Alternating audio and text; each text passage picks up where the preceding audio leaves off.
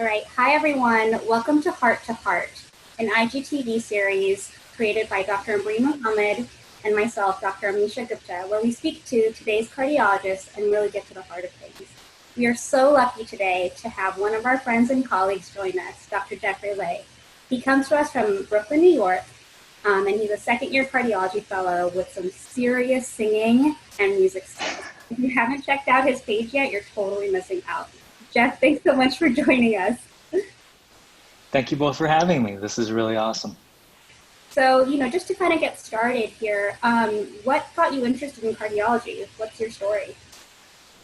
So yeah, that's a good question. When I was trying to decide on what I wanted to do for the rest of my life, I think one of the major things was, oh my goodness, I have to do this for the rest of my life. So I don't know how you guys feel about that, but um, one of the things was I wanted to be interested in whatever I picked. I wanted it to be a very like sustaining long career. I wanted to keep learning.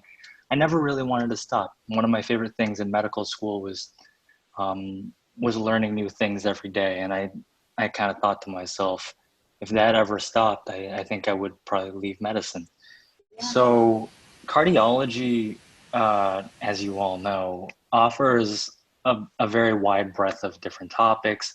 It's complex, but it's also very logical. The anatomy and physiology, just from like day one, is just incredibly interesting, and there's nothing else like it.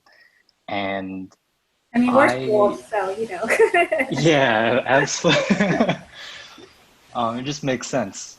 But I don't know. I couldn't see myself doing anything else for the rest of my life. Thinking about doing anything else, just even the thought of it got me. Um, I thought I would be quite bored. And now that I'm in my second year of fellowship, I know that I made the right choice. And taking care of, getting to take care of like the sickest patients in the hospital. That's pretty crazy too. I'm interested in it every single day. Everything, I'm learning something new every day. I definitely made the right choice. I couldn't be doing anything else. That's awesome. Awesome. That's good to hear. So my follow-up question would be, obviously, as a fellow, this is very, very, very difficult. But what do you do to kind of create a good work-life balance for you? Ooh. Well, you guys remember fellowship. So It's tough. I know it's tough. I know it's Yeah, tough. it's tough. yeah. It was a rough time. Yeah. For me at least, I think it's just carving out time. You know how much time you have to spend at the hospital. I'm not the type of guy that goes to work and clocks out at the same time every day. I leave when the work is done. I'm not going to leave anything for my teammates. Um, you're not going to dump extra stuff on somebody who's covering at night. So it's all about carving time out for yourself and making sure that you don't fall into this trap that, when you go home, you don't have time to do things. Well, there is time, and it's making sure that you make the time to do the things that you care about. Um, for me, it's making music, uh, and going outside and getting a breath of fresh air every now and again. Uh, but it's just making that time for yourself. I think it takes some discipline, but it's definitely possible. Totally. Yeah, I think, that's a great point and something that I think it took me personally some time to really understand that it's important to create that time. So I totally agree. I think if there's anything for our future trainees, it's to remember that. So, in your free time, you have this social media presence. What kind of started you into that, and like, why did you go public? Yeah, Amisha, I think I've actually told you a little bit about this, but I kind of just fell into it. I didn't plan on doing anything with social media. I think it was kind of overnight that it kind of exploded because I enjoy making music, and social media was actually a very nice outlet for me to share my music. Um, Either whether it's doing a Disney medley or singing Sam Smith or Adele or anything like that. It was a Well, nice. Don't get excited. It's not that. I'm not hyping anything up. Don't get too excited. Go check But out his page. I gotta hear this now. I'm gonna go scroll through everything. I gotta hear it now. Oh my goodness, the piano's right back here, but we're not doing any of that today. Next time. Next time. It's only singing. It's no dancing either. So nothing else like that. But yeah, that's kind of how it started. And then I just kind of fell into social media. And for the first couple of years, I was even like, what do I use this for? I have this amazing audience with intelligent and interested followers. I wanted to be able to give something back. And so I was giving advice for a little while to undergraduate students and medical students, trying to play sort of a mentor role. And then COVID hit, and then by then it was using that platform to really get my voice out there and say, stop, everyone, this is real, this is horrible, scary, please wear your mask and socially distance and all that kind of stuff. But I don't think I took a traditional path, just to answer your question. I think I sort of fell into it, and it just turned out to work really well, and I love it. Awesome. Well, you're obviously doing a very good job. We're trying to follow in your footsteps. And so my follow-up question, which is a little bit of a segue, is what kind of advice do you give to students, residents, and even fellows that are in cardiology? Okay, so you would probably both agree with me, but I think the days of like structured learning where you show up and you get to sit there and not have clinical responsibilities, those days are long gone. In that respect, I do miss medical school. There are so many things I don't miss about medical school, but this is one of those things that I do. I'm like, wow, that was a beautiful, like perfect utopian time where I got to sit down and listen to someone talk and get to learn all these topics. And I took it for granted at the time. So to any of like my students or my like residents or medical students and undergrad students, I tell them, take advantage of that time when you don't have like responsibilities, taking care of patients and stuff. Use that time to learn and make the most of that, because later on it gets a lot more difficult. And as is with anything, same with free time, Embry, like you just have to carve out time to learn. So learn as much as you can, as early as you can, and try to figure out what makes you tick. Yeah, definitely. And what about residents that want to go into cardiology? Any specific advice for them? Yeah, I, as someone who went through it myself and my friends did too, make sure that cardiology is for you. I think exposure is key, getting repetitions, getting as much exposure as you can, shadow somebody, get as much information and data about what you want to go into as possible. The idea of cardiology is really nice, but at the end of the day, is that actually what you want to do? Is the practice of cardiology very much different than what you thought it was going to be? Just get as much exposure as possible. Don't lock yourself into anything at all. Keep your options open. I think that's pretty much it. I think that's great advice. And I think just to echo that too, like a lot of people don't understand what cardiology is like until they do, training. And obviously, Misha and I are early career attendings, and it's very different than what you imagined it to be. And I think sometimes people are fascinated with this idea of, oh, it's, it's so this and it's so that. And then they start to see what the workload is like and, how intense it could be. And that actually scares away a lot of people. So I definitely agree with you in terms of really having the passion to wanting to do it. And don't be discouraged by, little things here and there. If you really want to do it, and if you really want to make it happen for yourself, it'll happen. Yeah, I just want to piggyback on that. For me, at like the fellow level, even, I know that there's like another level above that, which is like junior attending, and then there's like a more senior attending, and you keep going up.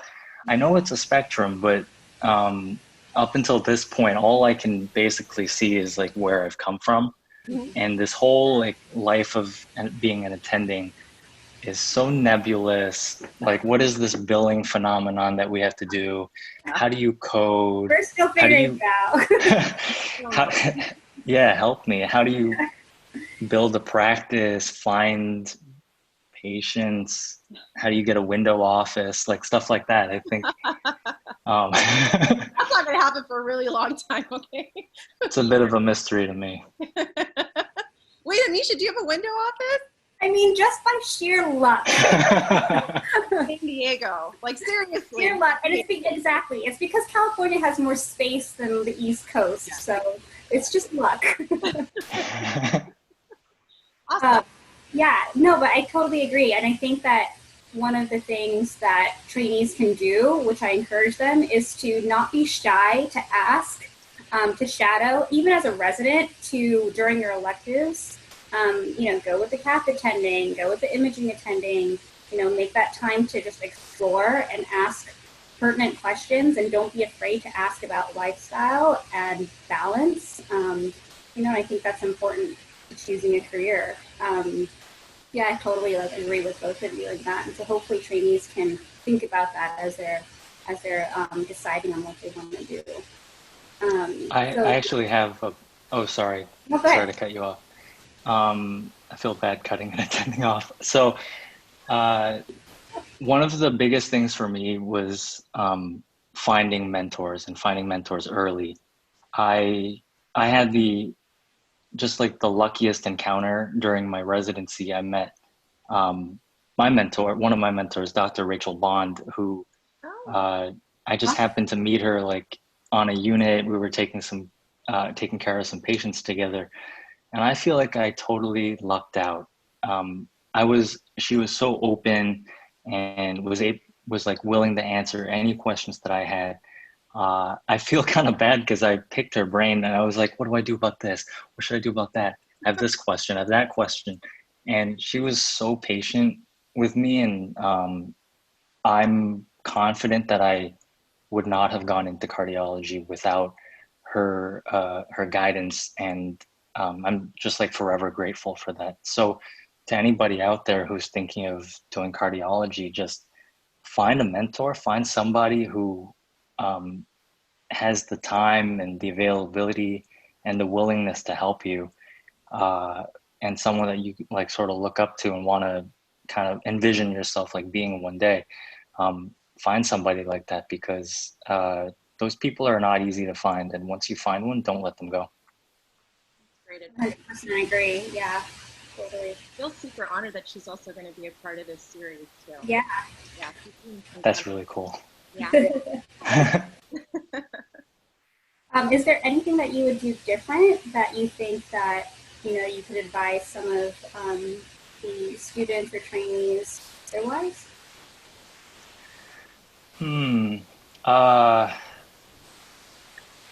Yeah, and it actually goes hand in hand with one of the other points that I wanted to make. If you don't be afraid to change your mind. I think that a lot of us grow up in this like type A academic setting where everyone is sort of like gung-ho about something. If you don't know, it's okay to say that you don't know. Just go out there and like explore and try to find what interests you and what makes you tick and what you want to do for the rest of your life. I think it's okay to take all the time that you want. Don't forget that you can change your mind once you decide on something. And don't forget also that it's okay to fail. That's one of the biggest things. I just wanted to like make a point that you see all of these like Instagram, social media people, doctors, and it's nice to see how successful people are, but don't forget that behind every success, there's also like a bunch of failures that you're probably not seeing. I've failed so many times, I can't even count. Yeah, echo that. Yeah. Yeah, so don't be self-conscious about that. It's okay to fail. That's how you learn. Just once you make a mistake, learn from it and try not to make the same mistake the next time. Definitely. And I think that really builds like a strong backbone, right? Like I feel like you learn the most from your failures. If everything went perfectly, I feel like we wouldn't be as strong as we are now, you know. And it's so interesting, you know, like recently people have been posting about, you know, their journeys. Like I've been posting about mine, and you know, I've seen a lot of other people post about theirs, and it's so interesting to learn like how they got to where they are, you know. And then just to really echo your point of saying that everybody has had a difficult path. Nothing comes easy. Just because we have, you know, MDs behind our name, we've had to work really, really, really hard to. Or DOs. Or DOs, you're a DO. Woohoo, yeah. Or DOs. So whoever, yeah, we've had to work really hard to get here, and I think that's a really important point to put out there for people, so that they, you know, they remain inspired, because a lot of people, you know, with a couple bumps in the road get very discouraged that, you know, this isn't for me, I can't do this anymore, it's too hard. And I think, you know, we're all kind of here to say like, hey, listen, we've been through it, we've jumped over the hurdles, it sucked a lot, but the rewards are so wonderful once you get there. And nobody has the same timeline either, you know. Your timeline is different than Amisha's, which is different than mine, and everybody gets to somewhere at a different time, and that's okay in every aspect of your life. That's okay. Yeah, there's a popular hashtag right now, hashtag fail forward. And I think that's important, right? Like, as, you know, both of you are saying, you know, use your failure to go forward, to move forward and to progress. You know, it's your story, it's your timeline, and, you know, it doesn't end. There's no end point. You know, yes, we're all trying to, you know, we're in medical school. Okay, I need to get that residency. When we're in residency, I need to get that fellowship. When we're in fellowship, what's it like to be an attending? I need to be an attending. Even as an attending, it's like, what's, you know, our next goal? And, you know, trying to achieve that. So it's a constant lifelong learning with successes and failures. So, you know, I think, like you said, Jeff, you know, you have to use those and not be afraid of falling down and getting back up. Mm-hmm. Yeah, I couldn't have said it better. It's like Michael Jordan before he won all those championships. He lost to the Detroit Pistons, and you know, he took it really hard. But by the Detroit Pistons, they beat him up. He got back up and he won, like, you know, all his championships. Yeah. To be honest, they were goons, though. They were goons. You can't play like that. All right, moving forward. Okay, and then our last question for you is, what would you do to optimize and diversify the field of cardiology? And this is like a very hot topic, I think, amongst all specialties, but, you know, at least within our specialty. That's a tough question, and I think to answer that, you have to go back to maybe why the field isn't diverse. And I think from the ground up, I think one of the major issues is that people don't know they can go into cardiology. And that is just a loaded answer, because it could mean a lot of different things. It goes all the way back to opportunity. Are people getting the opportunity to go into cardiology? Are they even thinking of cardiology? Are they thinking they can do it? Have they been told their whole lives that they shouldn't go into cardiology, can't do it, won't be able to, given their background, no matter what that background may be? I think to solve whatever that problem is, it all starts with information and awareness and knowledge.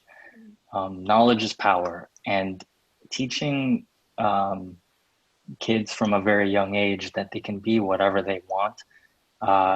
They just have to really like find the right path to get on, given the right opportunities, that they can do it, and not to steer very capable people off that path, not to discourage those people. I think that's one of the biggest things. That's a very complex question, and I know I'm not even like touching on a fraction of that, but that was one of the main things for me. And I preached to like undergrad students like that come by to even shadow. I'm like, don't let anybody tell you that you can't go into a certain field. Just keep working hard and keep grinding it out. Definitely. And that's, you know, I think that's really important. And, you know, especially with women in the field, right? Because we have such a low percentage of women within this field, and it's so unfortunate. And I know, I'm sure Amisha, myself, you know, every woman within this field has gotten some kind of discouragement from somebody at some point along our path. Yet, regardless of that, you know, we're still here and we're here to show you that it's possible. But it's unfortunate that people discourage people for whatever reason, you know, whether it's family, whether it's your gender, whether it's your race, whatever it is. And I feel like all of these topics are really coming up this year, and it's so important to address it because we need to have change. We need to have change. We're all seeing that, you know, enough is enough. You know, we need to have more diversity within healthcare, within our specialty. We need to have diversity in academia and leadership, you know. And like I said, it's not just race, it's gender, it's a lot of things.